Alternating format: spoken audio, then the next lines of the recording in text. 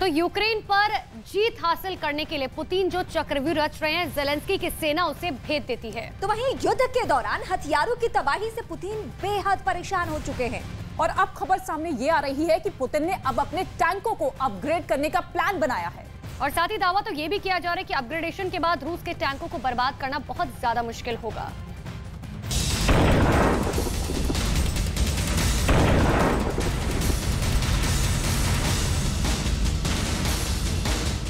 हथियार की हानि मतलब देश के इकोनॉमी को नुकसान, जिसकी भरपाई होने की कोई उम्मीद नहीं दिखती। KA-52 हेलीकॉप्टर ही नहीं, यूक्रेन अब उन कैलिब्र क्रूज मिसाइलों का भी विध्वंस कर रहा है। यूक्रेन के डिफेंस सिस्टम की मजबूती का नया उदाहरण देखिए। कैलिब्र मिसाइलें रूस के सबसे खतरनाक हथियारों की कैटेगरी में बहुत ऊपर हैं, लेकिन अब ये कैलिब्र मिसाइलें यूक्रेन की सेना के टारगेट पर हैं।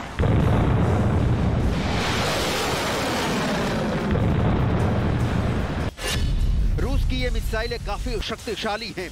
इन्हें 3M54 क्लब के नाम से भी जाना जाता है।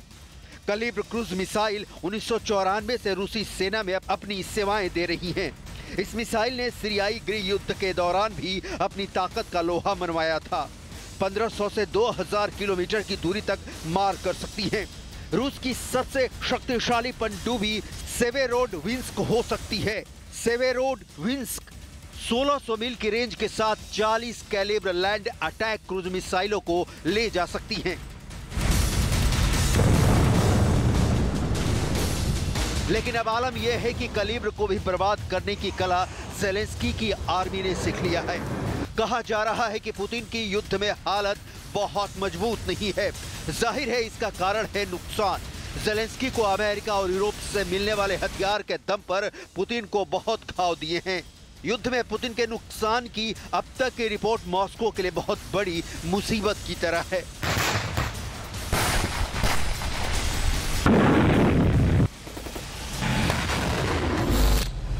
रूस के टैंकों की तबाही का जख्म ज़ेलेंस्की ने पुतिन को इतना गहरा दिया है कि उसका भूलना मुश्किल है। यूक्रेन की सेना ने अमेरिका से मांगे जेवलिन से रूस के टैंकों का कब्रिस्तान बना दिया। अब रूस अपने T-72B3 टैंक को अपडेट कर रहा है। उसकी सुरक्षा के लिए नए स्टैंडर्ड वाली तकनीक फिट की जा रही है। रूस का यह टैंक शीत युद्ध के काल से ही रूस के भरोसे पर खरा उतरा है। इस टैंक को यूक्रेन में भी इस्तेमाल किया जा रहा है, लेकिन इसे ज़ेलेंस्की के अटैक से बचाने के लिए फुल प्रूफ प्लान पर रूस काम कर रहा है। T-72 टैंक के 2000 से ज्यादा यूनिट आज भी रूसी सेना में तैनात हैं। वर्तमान में इस टैंक का अपग्रेडेड वर्जन T-72B3 अभी कई देशों में तैनात है। भारत समेत 30 देशों के पास T-72 के अलग अलग वेरिएंट मौजूद हैं। 70 किलोमीटर प्रति घंटा की स्पीड से दौड़ सकता है T-72 टैंक। इसमें आधुनिक V92S2F इंजन लगाया गया है। ये डीजल इंजन 1100 हॉर्स पावर की ताकत पैदा कर सकता है। ये टैंक एक बार में 500 किलोमीटर की रेंज तक सफर कर सकता है।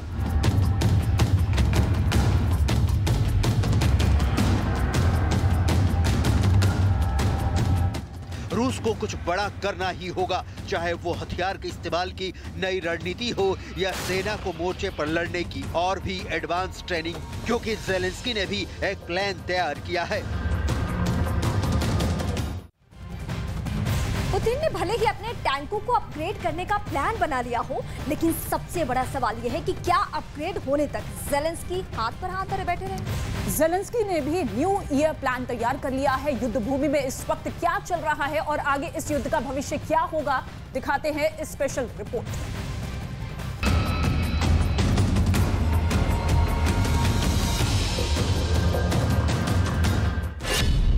क्या यूक्रेन के जर्रे जर्रे पर होगा ज़ेलेंस्की का दोबारा कब्जा? क्राइमिया में भी लहराएगा यूक्रेन का झंडा।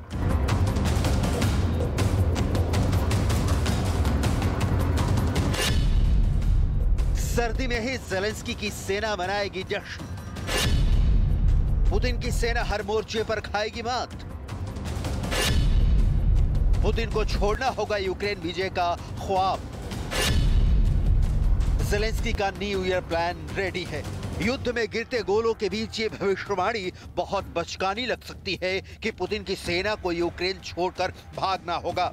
रूस की सेना ज़ेलेंस्की के सामने सरेंडर कर देगी और पुतिन को यूक्रेन का जीता हर हिस्सा ज़ेलेंस्की को सौंपना होगा। यूक्रेन के एक टॉप के पूर्व कमांडर का दावा है कि ज़ेलेंस्की 1 जनवरी 2023 तक युद्ध में जीत जाएंगे। बेन हॉज अमेरिका की ओर से यूरोप में सेना की कमान संभाल चुके हैं। अमेरिका के ये कमांडर ज़ेलेंस्की की जीत की भविष्यवाणी किस आधार पर कर रहे हैं, इसकी डिटेल आपको दिखाएं उसके पहले बेन हॉज ने क्या कहा है, सुन लीजिए। विक्ट्री परेड के लिए कुछ भी कहना बहुत जल्दबाजी होगी, क्योंकि अभी कई महीने हैं जब भीषण युद्ध होगा। रूस इस बीच यूक्रेन की जनता पर लगातार हमला करता रहेगा, लेकिन मेरे दिमाग में संदेह नहीं है कि यूक्रेन आखिरकार जीत वाली तेजी हासिल कर लेगा।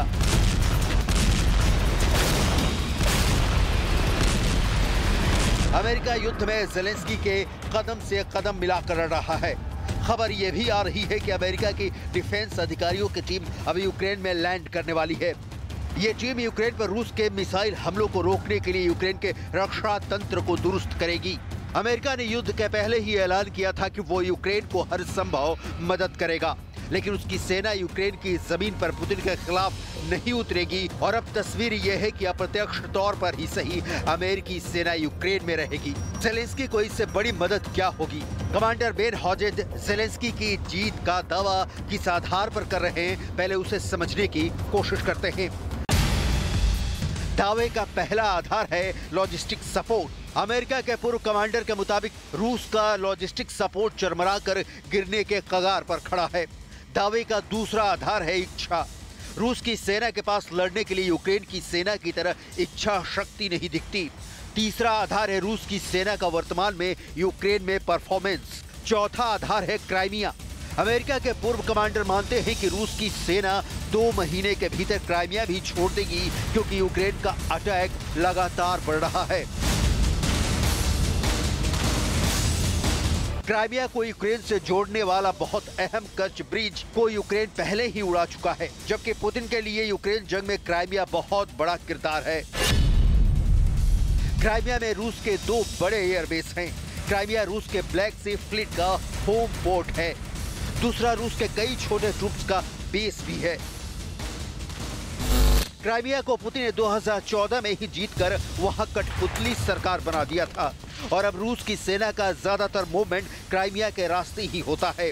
अमेरिकी कमांडर का यह दावा कि दिसंबर के आखिरी हफ्ते तक ज़ेलेंस्की क्राइमिया को भी कब्जे में ले लेंगे। युद्ध की दशा आज भले जैसी हो, लेकिन ये किस करवट बैठेगा कहना मुश्किल है।